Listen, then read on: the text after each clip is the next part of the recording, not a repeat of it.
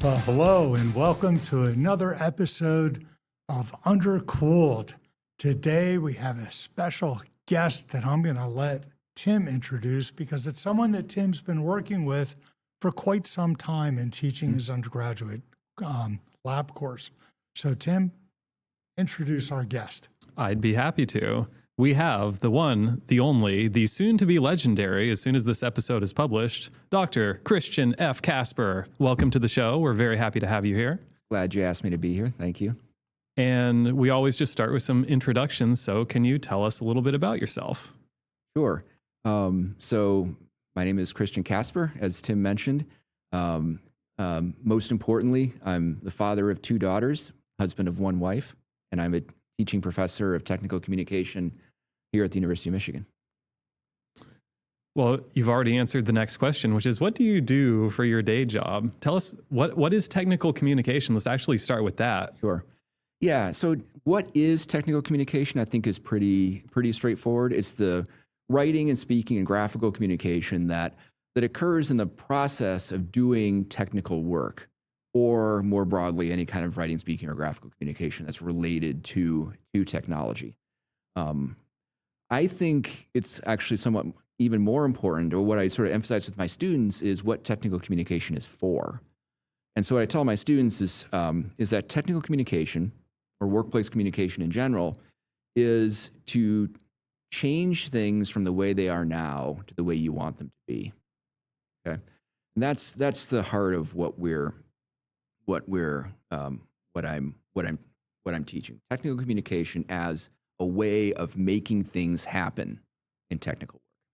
That's the short answer. Mm-hmm. And so then a teaching professor in technical communication, what is it that you profess? What kind of classes do you teach, or what other professional activities do you get up to? Yeah. So my appointment is almost entirely teaching. I'm on the instructional faculty, not the research faculty. And so my job is officially 90% to teach, 10% to do other kinds of service. My teaching is a mix of intro and upper level classes. So this is for me is all team teaching. I work basically entirely with teaching partners in one of the technical disciplines. Tim is one of those from MSc. I teach an intro course in our first year program with a faculty member from aerospace engineering. And I, of course, also teach, as mentioned, with Tim in the junior lab in material science and engineering. And I teach also currently a senior design course in biomedical engineering. And I've been doing that course and my first year course that I mentioned since I started here 14 years ago. I started working with Tim just 3 years ago. That's great.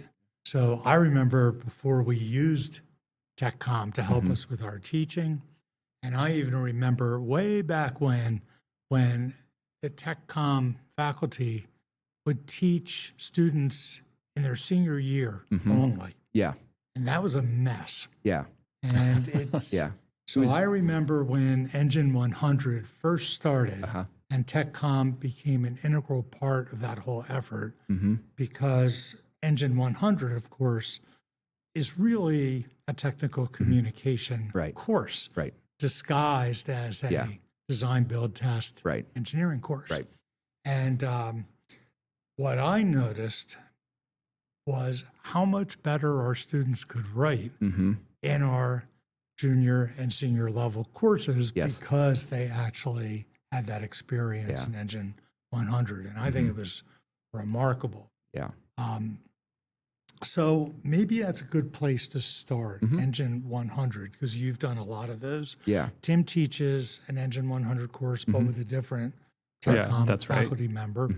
But that's kind of where the huge transformation that I see in teaching students how to communicate with the written word first started going. Yep. So how does the magic work? How do you teach freshmen how to write without ChatGPT?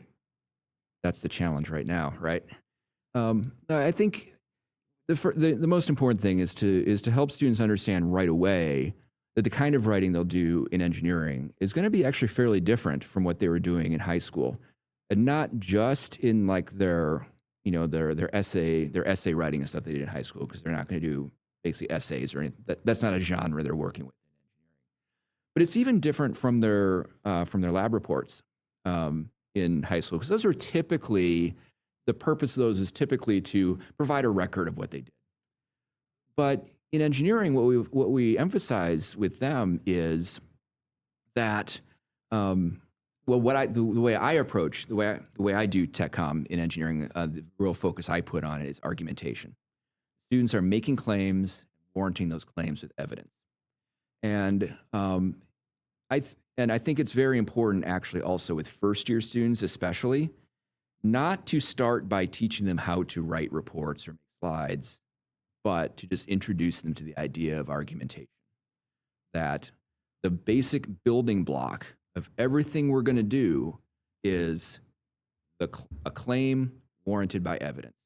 Once they have that, they can understand how to use that to construct a paragraph, a section, a figure, a slide, you name it, and to take those things and build them up into larger structures. So starting with that basic building block, a claim warranted by evidence, and then showing how you can construct various genres from that. That's my approach, and that's pretty successful, I think. That's fascinating. That's how I tell my graduate students how to do it. Oh, good. Yeah. Because everything in science Yeah. is all about where's the evidence Yep. for that statement you Yep. just made. Right. And my graduate students are great at Yep. making statements without evidence. Right. And so, because they're based on pre-existing ideas that Right. they have, Right. but they don't have anything to support their Yeah. claim. Yeah. So it's, I've always told students that writing is part of thinking. Yep. You haven't really thought something out until you've written it down. Yeah. And how Writing many- is epistemic, is how we put it in my field. Right. And so, how many times, I'm sure Tim has experienced this, when you're going to write up a scientific paper and you start writing your paper and you go, uh-oh, Yeah. because Right. you realize you're writing stuff that you can't support. Right. Or And so that's why writing is so critical yeah. to the whole thinking Yeah. process. And the earlier you teach, so Yeah. it's awesome to hear Yeah. you say what you just said. It goes the other way too. I often, when I help students, and Tim's seen this many times, when I'm helping a student like make a slide and they're taking some data, in a spectrum or something, and I'm asking them, what's the title of this slide? The title should be the claim that they are making based on the evidence. It takes a lot of work to get from a spectrum or a thermogram to what is the claim here. So I see it the other way as well.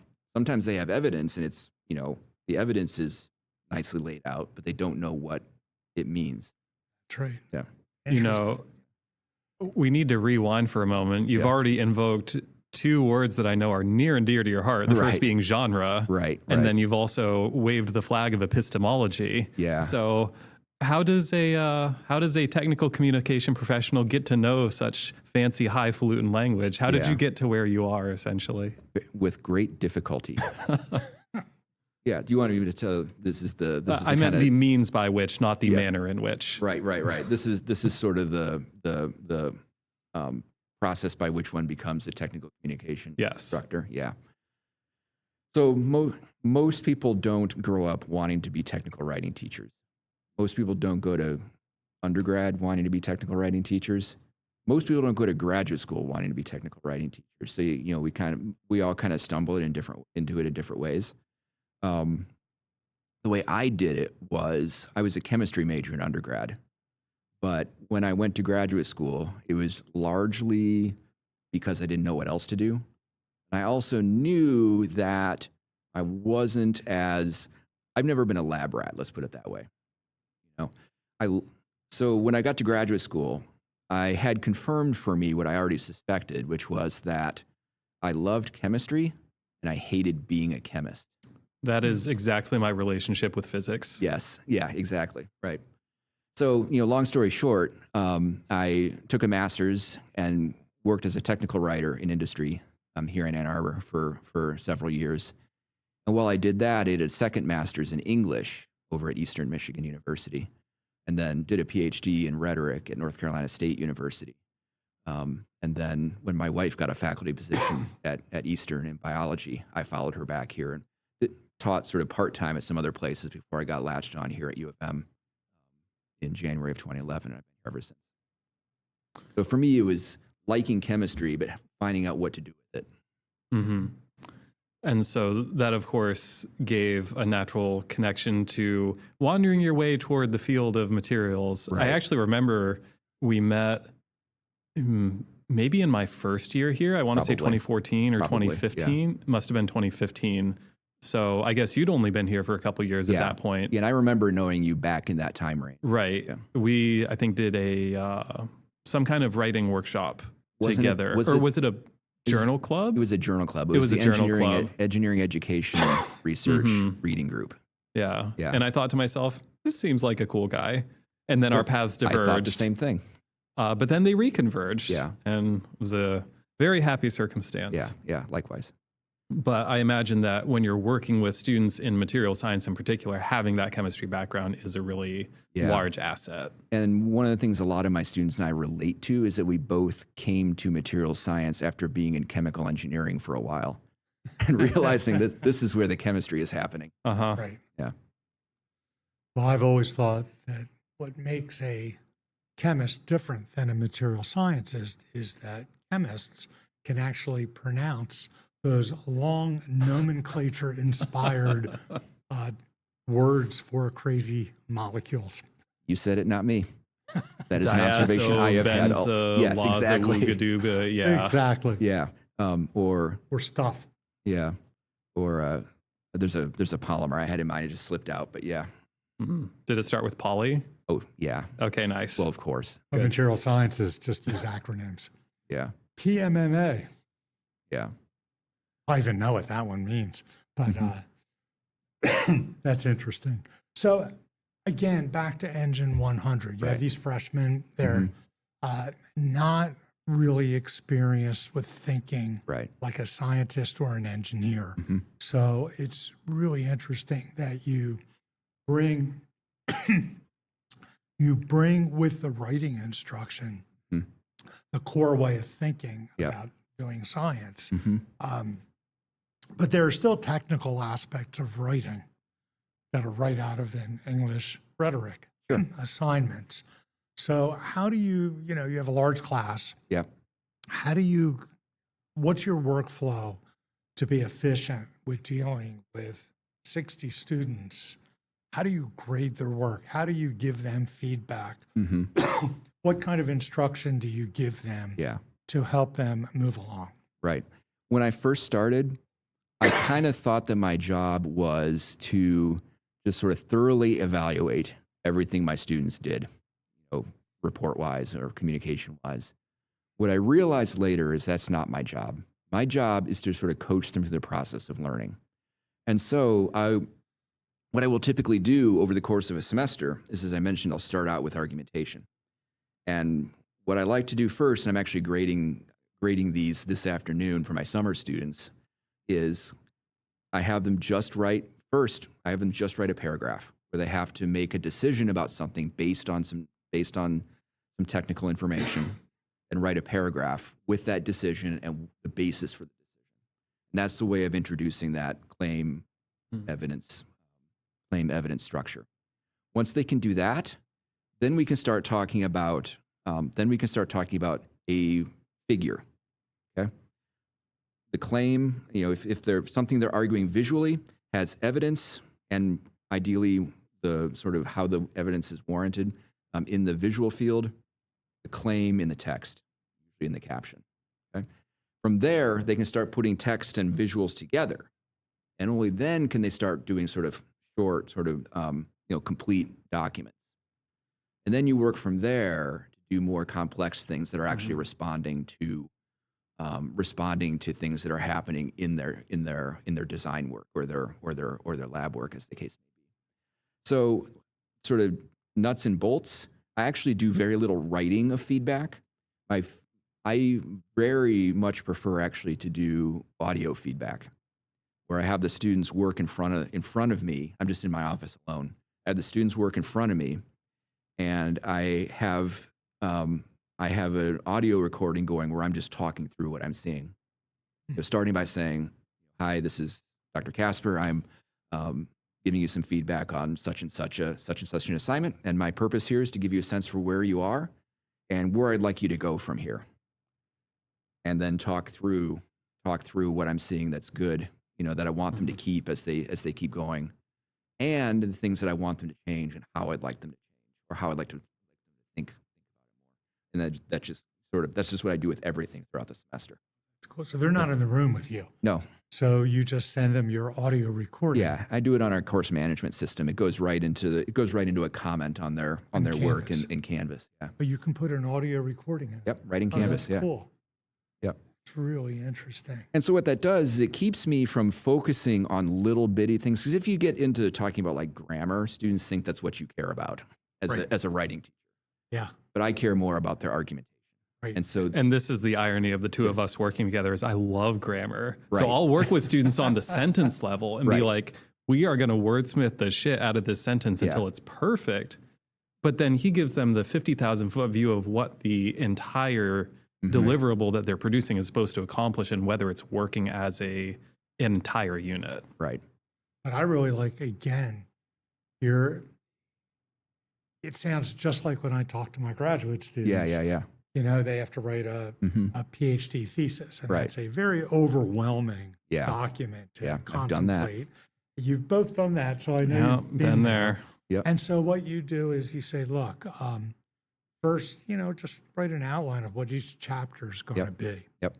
And guess what? You can start writing the first 2 chapters right now, even though you don't even know what's going to be in the last 4. Yep. And they go, what are you talking about? Right. And I'm going, you're going to write your methods and techniques. That's Yep. trivial. You're going to do your literature review. That's a lot of work, but it's trivial, and you better do it because you need it. Yep. And the next chapter, the next parts of the chapters you're going to write, just like when you write a paper, you never start with the abstract and introduction. Right. You start with the results section. Yep. Because that's what you did. You collected the results, and it gives you a chance to reflect on what they mean. And you got to do that first. And the results section in a paper is where the figures tend to be most concentrated. And so, as Tim knows, what I like to do in coursework is have students do slides first and do a slide talk. And then that gives them basically the whole, or at least close to their whole set of figures for a paper. Right. Then I'm going to say, okay, you've made your figures. Adapt them from a slide figure to a paper figure, and then write your paper around them. Use them to outline your paper. Exactly. That's actually something I wanted to talk about here is material science in particular is a highly visual field in terms of the types of evidence that we use and the way we communicate about things like microstructure and crystallinity. These are often best conveyed through figures. Yeah. So when you're working with our MSc students in the junior lab course, for example, can you talk a bit more about what you're doing with them to help them integrate visuals effectively into their communication? Yeah, integrate visuals effectively in their communication. So as I mentioned before, I find that students will often have good data before they know what their argument is, right? You've seen it. Yeah. And so it's a lot of, way that looks, and the one thing I love about the course that Tim and I do is that I can actually spend time in the lab and work with the students as their data, as they have their data. So instead, it really drives home the point that I make especially with my first year students, where I say, how many of you were told, by a parent or somebody that it's really important to know how to write and speak well, because you can do the best technical work in the world, but if you can't explain it, it's worthless. Most of their hands go. Okay, that's not wrong, but it's like incomplete, because writing and speaking is an integral part of doing technical work, right? And so, what a lot of my work in the lab course is looking at, they're doing like, an IR spectrum of a polymer, and they're looking at the peak, they're looking at the peaks, they've got the spectrum like in a slide, they got a bunch of peaks, and I'm asking them, what are those peaks?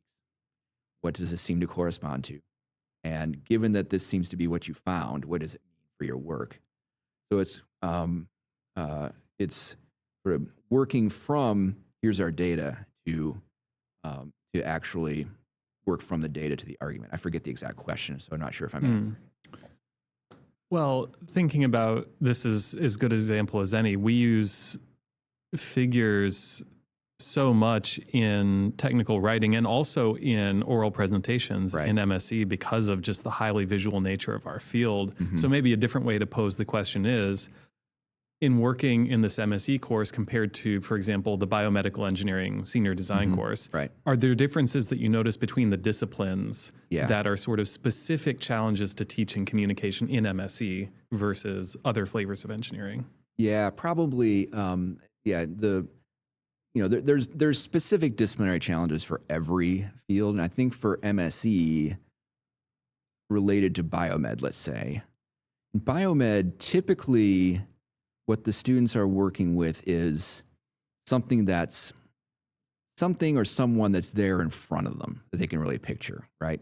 They're working with, somebody who needs technological assistance with doing something, living their life in some way or healing from an injury or doing surgery if they're working with, in that sort of area.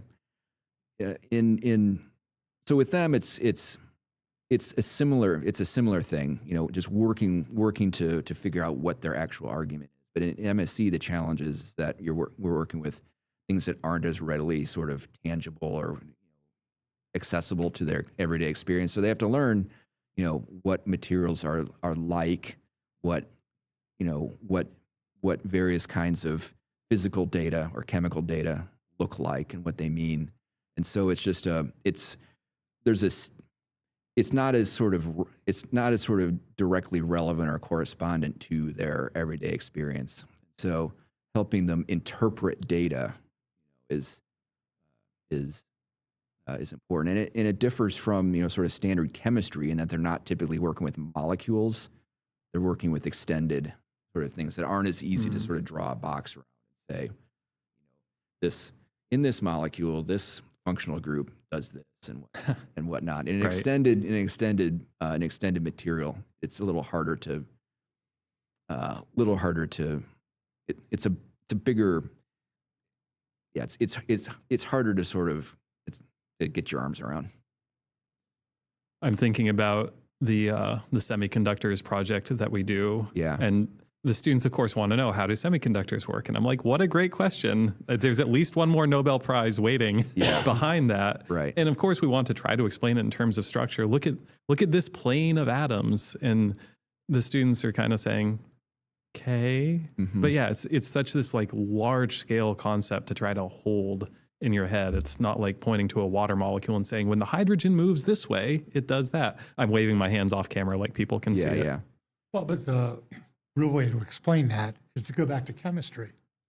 The reason silicon is because every single bond is accounted for, right? It's got sp3 bonding, and every single bond is there. There's no more bonds, no fewer bonds, which is why it's an insulator. But the energy to break one of those bonds is relatively small, which is why it's not an insulator with a giant band gap. But it's a little bitty thing, which means we can screw around with it, which means we can dump in some extra atoms where bonds won't all be made, or you have extra electrons hanging around. I just saw this great thing in a comment of this EV thing I was looking at. Someone said, I only charge my battery to 50% because I don't want to haul around the weight of all those extra electrons. Yeah. But the weight of electrons is tiny, but the impact of electrons is huge. Yeah. And so I really think chemistry helps tremendously with that sort of extended property now that you have a solid that goes on for infinity as far as the atomic scale is concerned. Yeah, and the particular nature of the sample matters, like what kinds of defects it has. That's right. Which is different from working with molecules. But the scale of the numbers is so fascinating to me that just a little bit, you know. So I'm calibrated in semiconductor nodes, which is atoms per centimeter cubed. But to think that the difference between 10 to the 15 atoms per centimeter cubed and 10 to the 19, which is 4 orders of magnitude, makes the difference between something that's almost insulating to something that's a degenerate semiconductor, meaning it's a metallic material. And even 10 to the 19 is such a tiny amount because there's 10 to the 23 atoms in that thing, Right. centimeter cubed. So that is what 10 to the 19 is. It's 4 orders of magnitude. So that means what is that? That's like 1/10 of a percent. Is that right? 100th of a percent. 100th of a Yeah. percent. So if you think of a centimeter cube, that's hardly any atoms. Right. And yet it's made that much difference. It's crazy. That was, I remember that was a conceptual hurdle I had to get through starting in materials, is how much impact a tiny change in the composition of a material can make. Right. It's mind blowing. It is. And then it works. Not only does it work, we can control it to unbelievable levels. Tune it. Make PN junctions, and off we go. I was listening to a podcast earlier today about ancient coins, and the person started saying something really interesting about refining processes and, you know, how high of a purity of silver or so on were they able to obtain. And then he stopped, and I'm like, no, you were just getting to the good part. Right. So now I have to go research that, but that's a problem for another day. Right. But it still comes back to communication. Right. Because, you know, the ultimate law of communication is you can't explain something unless you understand it. Right. And understanding it is actually the hardest part of communication. Right. And, you know, and it's very refreshing to hear that that's really the focus of your instruction. Yeah.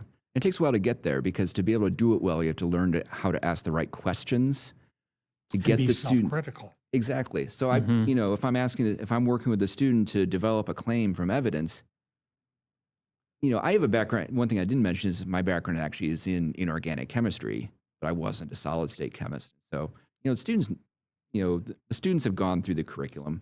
My job is to ask the right questions to get them to realize that they've gotten to the answer. And so when I hear it, that's when I say, okay, write that down. That's the title of your slide there. And that just takes time to learn how to do as an instructor. This might be a me problem, but I notice with our juniors that that's something that I can sort of help in that process because they have accumulated enough expertise at that point to be able to get to answers. But when I'm working with freshmen, sometimes it's very challenging to even get to them to that point of having a kind of a clear conclusion that they want to reach and realizing that their data tells them something. So what's your experience in doing this kind of work with, say, first year versus third, fourth year students? Yeah. I mean, basically what you said, and you know what one of the things that our curriculum kind of does is, you know, it's the thing I like about our curriculum is that our students get sort of design and, you know, they get experience in design and like real technical work kind of throughout the curriculum. And so they're not like learning the scientific bases first and then putting it all together at the end, right? They're not just doing physics and chemistry and then sort of putting it together into engineering. They're actually starting with engineering so they can see this is how engineering works. Then in the middle years, they kind of learn the technical concepts. And they come back then and do a bigger design project after that, typically.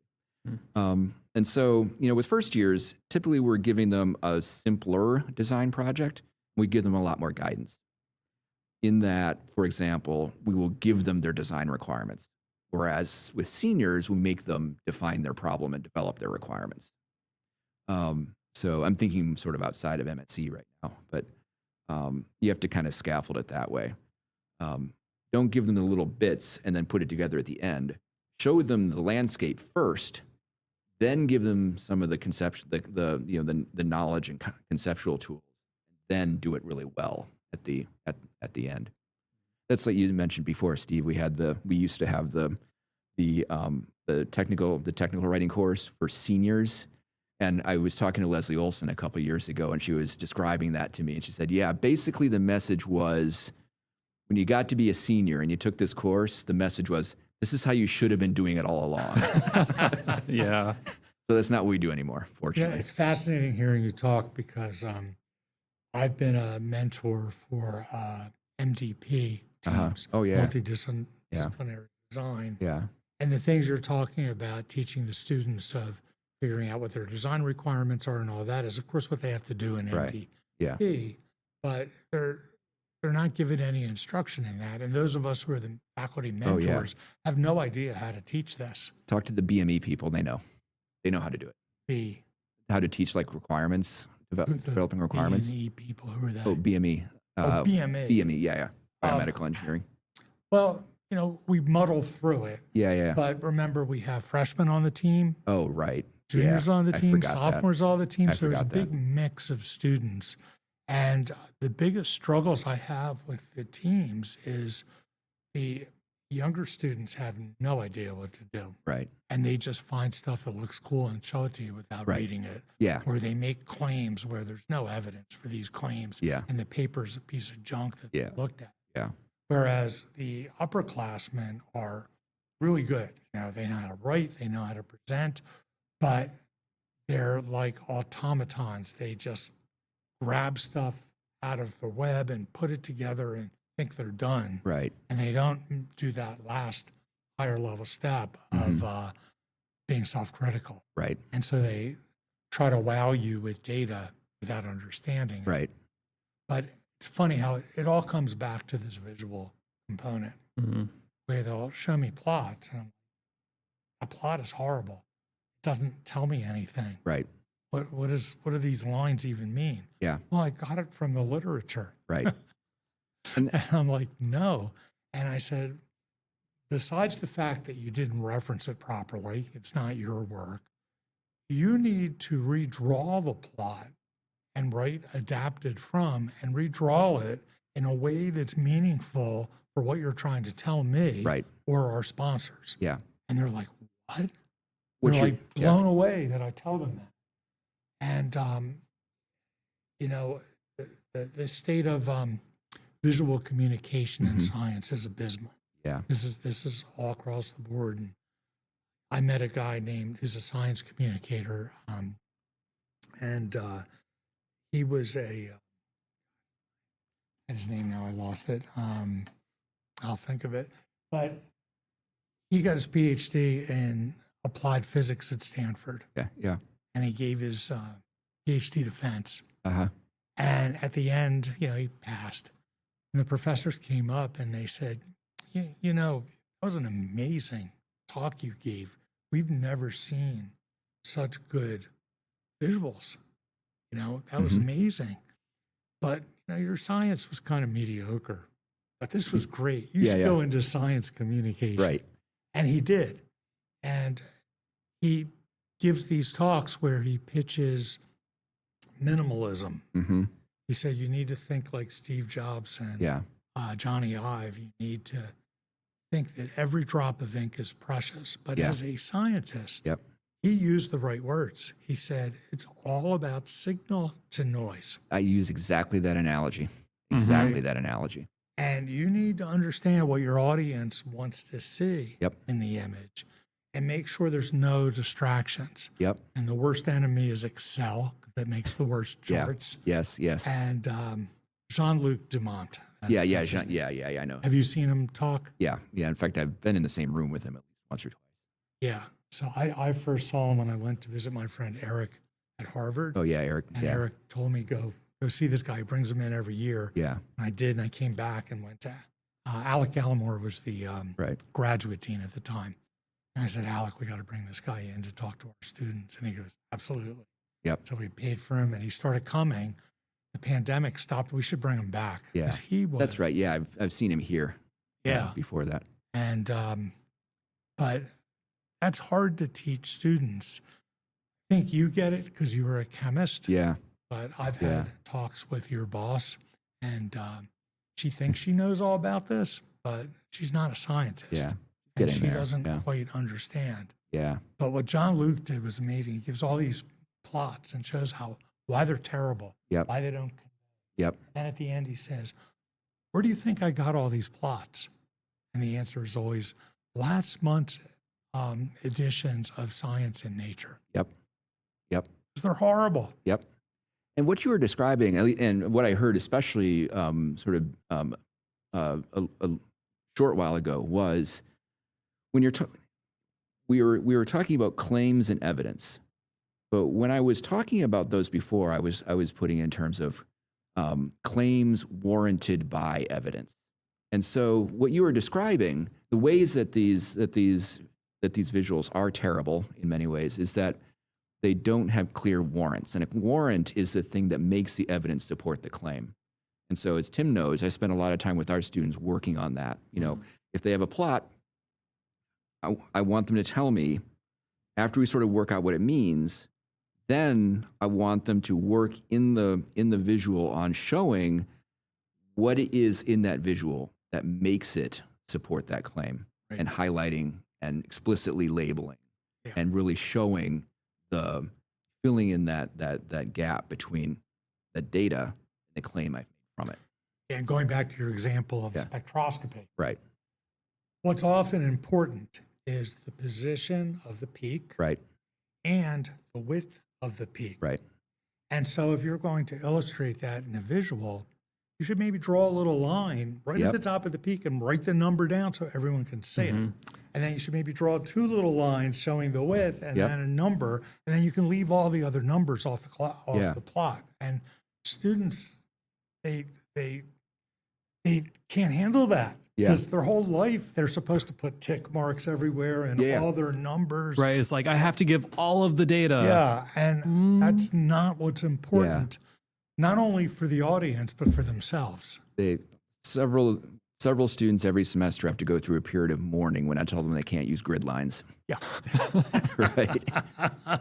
Or, you know, a similar example is when our students are doing thermograms, and they're just they're saying, here's the melting point. You know, they'll have a thermogram, and you know the caption will say the melting point is at 210 C or whatever, but they don't actually point that out in the Right. figure.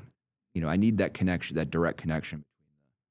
Do you also teach the accessibility issues with figures like Yeah, I should do more. like colors? 20% of the population is colorblind. Yeah, it comes up. I should do more, but it comes up. Yeah, and I love Jean-Luc's. His laws: never use a legend. Right. Yeah, that's what I tell my Always students. just draw a line. Exactly. I Just tell be my students. explicit about it, and then if you do that and make sure you're not using different colors, everyone's going to be able to read it. Yeah. Or I'll tell students, use color coding, but make it redundant with something else. Yeah, Right. So your data points could be different colors, but they should also be different shapes, yeah. for example. So we've talked about writing. Yeah. We've talked about visuals. Yeah. We haven't talked about talking. Right. And of course, this is in my mind, this is the third tripod of the third leg of the communication tripod. You know, we write, we draw, we speak. Right. But also, I'll raise the specter of AI briefly.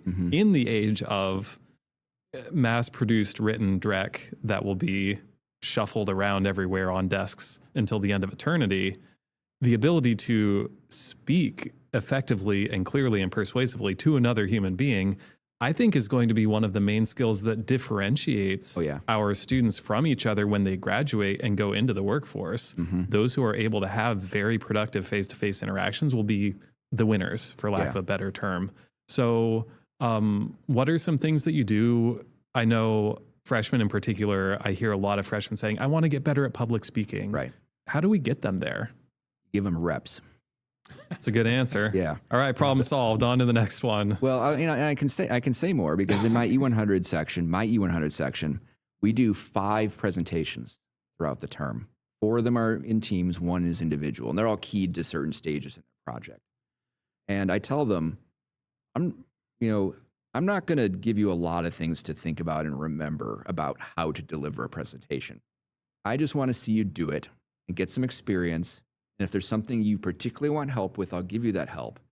But mostly, I just want to get you experience doing this. And that's, and so that, the key to speaking is, key to becoming comfortable as a public speaker is just to do it.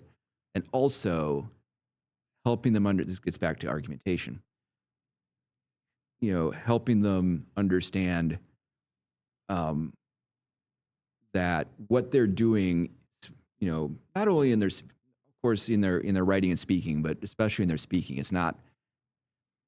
Students are often told when you give a technical presentation, you should tell a story. And I think that's actually mostly wrong.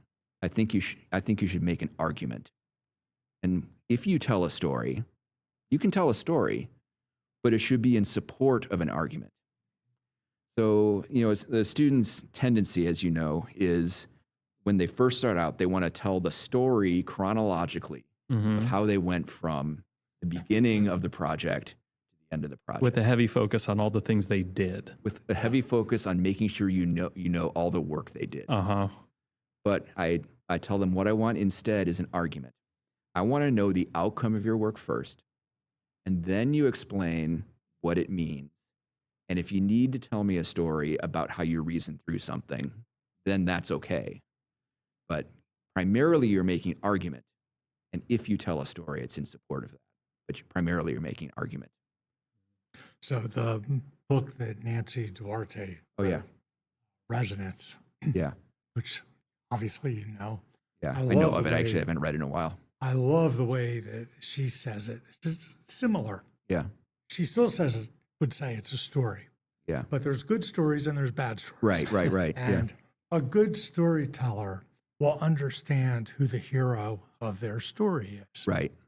And most students in a lab class think they're the hero. Right.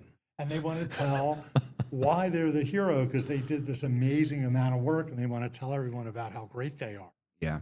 The problem is, and it kind of gets to the question I was going to ask you, which is there's an ABET requirement for communication. And the requirement isn't that they can write well or tell stories. It's that they can communicate to a range of audiences. Right. That's an interesting way to say that. Yeah. So if you're going to communicate to any audience, the hero has to be that audience. That's right. Yeah. Not yourself. That's right. Just like when, Obi-Wan Kenobi shows up, he doesn't view himself as the hero. He views Luke as the hero because he wants Luke to do something. Yeah. And so the story is all about getting your audience to do what you want them to do, which goes back to the very first thing you told us at this podcast to be about what do you want to change when you communicate. And so, and what you need to do, and this is another way, is what Nancy Duarte says, and she gets it from Hollywood, which is the master of all storytelling. You want to give your audience a magical gift. That magical gift, it's magical because it's going to change their lives, right? And your gift is your result. And the mechanisms that you've postulated to explain your result. Because what do you if you go give a scientific talk, what do you want? You want the audience to read your papers and cite your work, because that's going to lift you up. Or you're giving a talk at an interview talk. You want them to hire you, right? And so for every audience, you need to identify what do they want, so you can give them what they want. It's a different way of thinking about speaking. And the last thing you want to do is tell them how hard you worked to collect this data. One of the other things I tell first-year students, especially in sort of my intro talk, is after I sort of characterize what technical communication is and what it's for, as I said, it's to change things from the way they are now to the way you want them to be. I give them some examples of that, and they're all cases of somebody using your report or whatever to make a decision, something like that. And so I tell the students that your communication products, your reports, your slide decks, your talks are tools that other people will use to do their jobs. And so you should design your communication with that in mind. It is something somebody else will use to do their jobs. And so it actually maps really well onto the kinds of engineering work they do. If you're designing a device for somebody, the students tend to understand if they're designing a device for somebody, what that involves. And so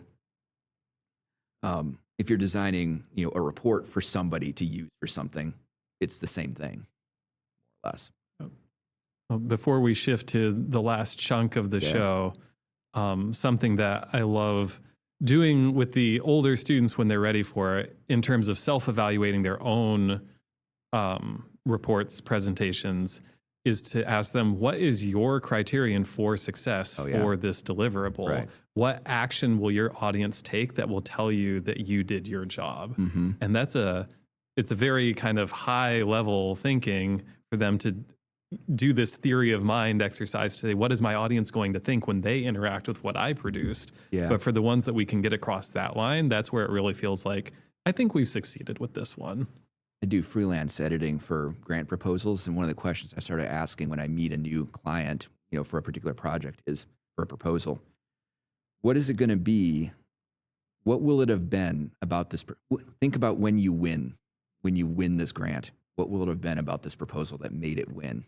Mm-hmm. Right. Which basically means, what do we need to develop here? Yeah.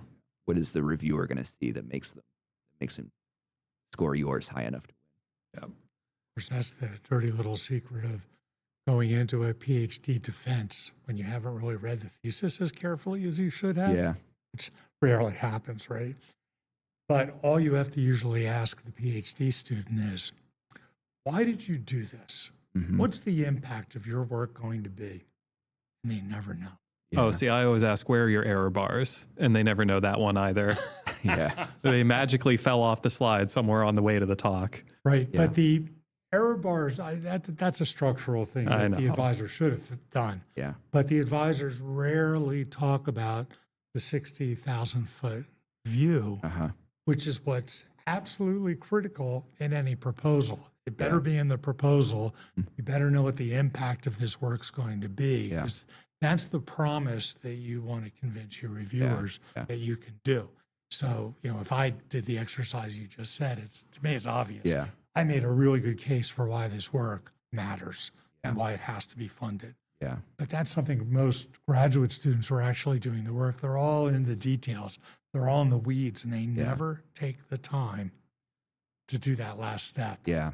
So I think it's a really important step for them to learn how to do. Yeah. They all want to learn. They all want to, especially first years, they think engineering is about doing stuff that's cool, Yeah. not about doing stuff that matters. Yeah. Yeah. Important distinction. Yeah.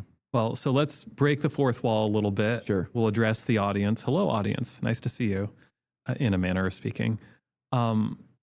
So at Michigan, we're very fortunate. We have a technical communication program. We have experts like you and your colleagues who are co-teaching our classes to make our students great communicators. So if someone is, say, on the faculty at a different institution teaching, and they're teaching engineering, they don't have access to technical communication experts, what sort of advice would you give to someone from a STEM background who wants to do more with teaching communication in their own courses? Yeah. I actually dealt with this question recently because a young faculty member here in a different department who was a student of mine over a decade ago had me over to her office just to talk through how to be a good mentor to her graduate students, communication wise. And one of the things that I sort of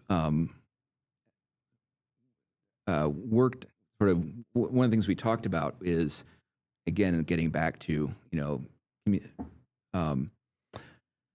engineering communication and scientific communication is really about argumentation and making arguments, making claims warranted by evidence. And so you want to think in that way. One of the pieces of advice I gave her is, when you're writing a paper.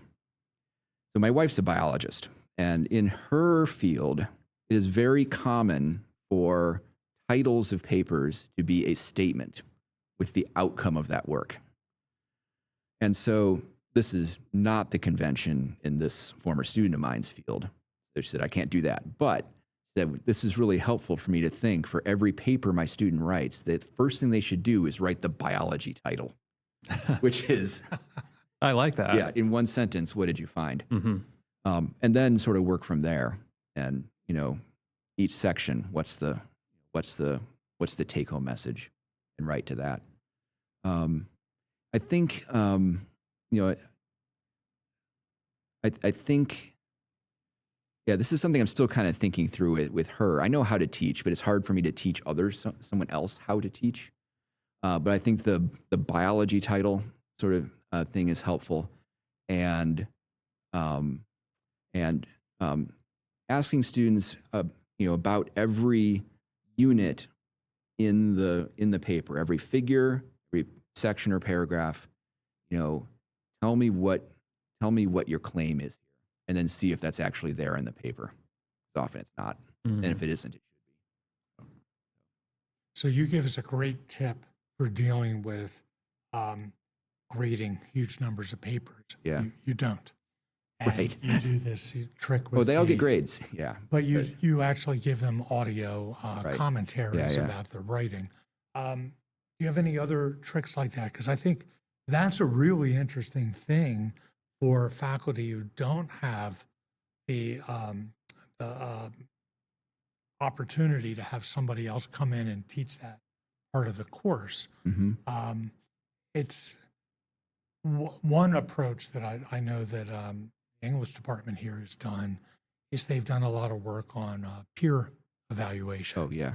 And so I'm sure maybe you can talk about some of that Mm-hmm. and other strategies to handle the massive amount of writing that comes in. Mm-hmm. How do you get through all that? So the peer peer rating is one thing. That's one thing. So is, you know, the audio, or there are others that Right. others might in our audience would care to hear about? Yeah, I think it really boils down to understanding what you're trying to do with each assignment, focusing your feedback on that, and not on extraneous things, and being disciplined about focusing your feedback on It's that. the same as the issue of figure creation. Yeah. You don't have to say everything about everything. If you know what the pedagogical purpose of the assignment is, tailor your feedback to that, because if you've already told the students what they should be learning from it, you can then direct them to whether they have learned what they were supposed to Yeah. have. And in fact, I started to kind of describe, you know, what an audio feedback, what audio feedback sounds like. But I'll give you a little bit more. So I'll typically, you know, when I've read something my students have written and I'm going to give them feedback on it, I start the recording and say, as you know, I'm going to repeat a little bit what I said before. You know, this is Dr. Casper giving you feedback on your design requirements report. My purpose here is to give you a sense for where you are and where I'd like you to go. That's all stuff I said before. Then I'll say actually what the pedagogical purpose was for this, and say what I was hoping to achieve here was such and such and such. And I'll say, I think you got this really nicely, or I think you got this pretty well, but there's some work, or fortunately more rarely, I think you kind of missed the boat. Mhm. Right? So it's, you know, here's who I am. Here's what I'm talking about. Here's what I wanted to achieve. Here's how well I think you achieved it. And then here's details about that. Do you give them suggestions of how to redo it? Oh, yeah, for sure. Okay. Yeah. And do you build in some way for them to resubmit? Yep. Yeah, I'm pretty generous with resubmissions. Good. Some people aren't, just because it can get overwhelming, but I don't know. I like to give lots of opportunity for resubmissions. Yeah, we did an episode with somebody who's developed a technique called grading for growth. Oh, yeah. And one of the pillars of that, Robert Talbert was our Oh, yeah. guest. Yeah. And he talks about how important it is to have lots of reassessment without penalty if you really want them to grow and to learn. Yep. So that's Yeah. great. I'm pretty generous with that. And I also try to structure things so that we're actually building things up, you know, as we go, rather than just doing one thing and then a different thing and then a different thing. So So another strategy I know a lot of faculty will use if they don't want to read. Yeah. Say they have 60 students in the class and they don't want to read 60 papers. You put them in groups and you do just that too. grade Yeah. one per group. I do that too. And I presume you can do the same thing with your audio feedback for a whole group. Oh yeah. Just mechanically on Canvas, what you do is you just set them to student groups. And Yep. one student submits, it gets credited to the entire group. And when I do audio feedback, it gets posted to each student, unless I said it otherwise, which I usually That's a great technique. Yep. Never heard that one before. don't. Well, and it also gives the opportunity. I've certainly had this experience reading through and responding to student papers. Suddenly there's this huge change in the paper. Right. The section ends and it's like the tone is different. The voice is different. The style is different. The hello, student two. I guess I'm going to address you now. Yeah, If I'm yeah. feeling very snarky and I have Yeah. a good relationship with Yeah. the particular team, I will actually go to that extent. Right. But it is to make the point that, of course, most of our work in reality is done in teams as well. You need to unify with your teammates. You're not just taking 4 pieces of stuff and stapling them together. Right. Hopefully, Ideally. Well, and with that, we're essentially addressing the students now. So there are actually some students who follow the podcast as well. Great. What's your advice to those who are up and coming? What should they focus on? What areas of technical communication do you think are most important for them to cultivate? I think something Steve said a little while ago is really good. So graphical communication is quite arguably the most important aspect of technical communication. You know, you really can't do engineering work without graphical communication. And as I said, I typically have my students build their reports up from their figures. So I give them two basic things they should be trying to achieve with their visual elements. Maximize signal to noise ratio, metaphorically, which means every pixel you use should be helping us understand the point you're making. And if there's anything that's not helping us, you should get rid of it. Or minimize it, as the case may be. And secondly, make cause and effect relationships clear. That's something I can't really go into at length here, but I really give them, I want my students from a practical standpoint to come away from my classes with those 2 things. If they're developing their figures, in addition to argumentation, claims warranted by evidence, in support of that, maximize signal to noise ratio and make sure that cause and effect relationships are explicit and not just sort of implied. And that's a whole hour and a half talk, so I can't really do that here, but those are the two points. Yeah, the cause and effect thing in particular really speaks to me, because if you're not doing that, if you're only talking about the effect, that's just phenomenology. Right. And it's not bad, it's necessary actually, but it's very incomplete. Right. If all you can say is this happened, you're not really adding much information to the body of knowledge that's available to your audience. Mm-hmm. And that has to do with your physics background. Well, sure. Because, and I agree, I reject any paper that comes across my desk, in a journal review. Yep. If it's just a gee whiz paper. Yep. Because I could care less about that. I want to hear your mechanism. Why did it happen? Mm-hmm. If you can't formulate a mechanism for what caused your results to happen, it's useless to me. I mean, it's peripherally interesting. I'll keep it in the back of my mind because it might be an opportunity. I'm glad they're going to publish it, but it shouldn't be in the good journals. It should be in journals that'll take anything. And those journals have that's good that they do that, because they need to be published so we know, but it just doesn't rise to the level of the quality of the paper. Then you got to get faculty to actually publish. And I've known faculty who this is a long time ago, who had a sort of standard below which they would never publish. Right. So they wouldn't put like work. And it can be useful. It's not without value, but yeah. So I want to ask you one last question. Sure. So, I like to think of all education in college as being, our job is to make ourselves obsolete. Mm-hmm. Our jobs are to teach our students how to be self-educated going forward so that they don't need us anymore. Classes are highly overrated. Yep. You need to learn how to educate yourself going forward by yourself. Mm-hmm. So that's a little tougher with communication Yep. because you can't just pick up a book and read it. Mhm. And I imagine your answer will center around, some of the truisms like everyone needs an editor.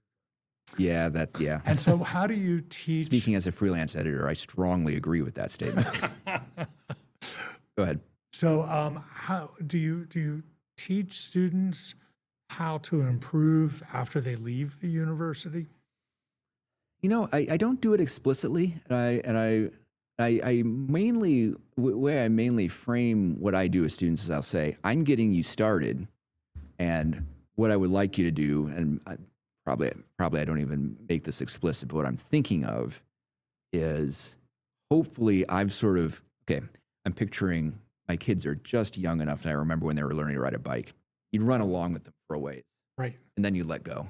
Yep. And you want them to keep doing more or less what they were doing when you were helping them. But a lot better. But better as they go along. I think of myself as doing basically that. I don't know that I make it explicit, but that's what I hope the students are doing. I do tell them I can't make you like the best technical writer you're ever going to be in just the 4 years you're here. You're going to get better and better, but you'll get better by keeping doing what we started. That's why I almost think that the peer evaluation is a really important part because it's so much easier to rip apart somebody else's work Yeah. than to rip apart your own work. Yeah. And so I realized this by mistake. I became a much better writer after I became a faculty member when I had to rewrite all my students' work. Right. And I'm going like, oh, this is crap. And I'm going like, oh, geez, that's kind of what I do. Yeah. Yeah. And it makes you much more self-aware Yeah. by doing that process. And it also makes you realize how important it is to always have someone else read over your paper. Yeah. And it's built into institutions, so I was at Bell Labs. No paper got out of Bell Labs until it was reviewed internally first. Right. Same with the national labs. And it doesn't happen at universities, but it should. But it's a lot of work. Yeah. But it's valuable, really valuable work. And it's what keeps in institutions. That's why Bell Labs had so many great papers. Yeah. Because they were self-policing, self-editing. Thing I can say this quickly. One thing I do with my students with peer review is I give them a structure for this. I make them write as many good things about the other student's paper first before they do the things. These are the things that need to be improved. Yeah. They're also not allowed to use the word like weakness or things like that or problem. It has to be, areas for things for improvement. Yep. Right? But positive things first, and as many positive things as. That's a great criticism. suggestion. Awesome. Yeah, that is an area where I see a lot of high performing students struggle is giving themselves credit for the things they do well. Yeah. And for us to actually explicitly reinforce that and say, note the aspects of your work that are already succeeding. Yep. That's something that's important for them to hear, maybe more frequently. Yeah, it's an essential element to all, sort of public or peer review of students. Positive stuff first.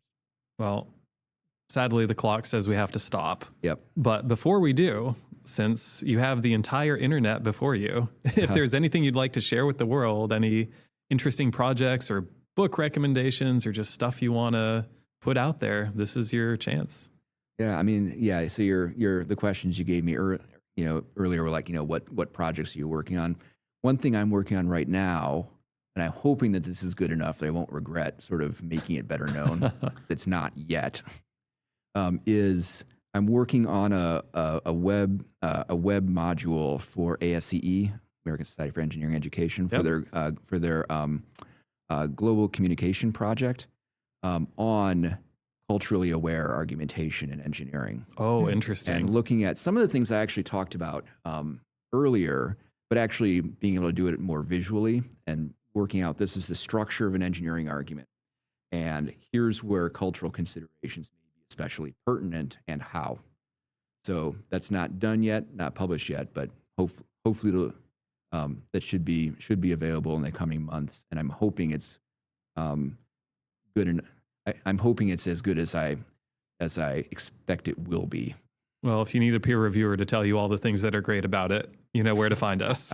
Yep, 100%. Perfect. All right. That was fantastic. Yep. I think it's time to wrap this up. Christian, thank you again so much for coming on the show, spending your time with us. It's been a pleasure to talk with you on the record for once. And I think that's it. So to everyone out in the audience, we appreciate you sticking all the way to the end, and we'll see you on the next episode of Undercooled. See you later. Thanks, everyone.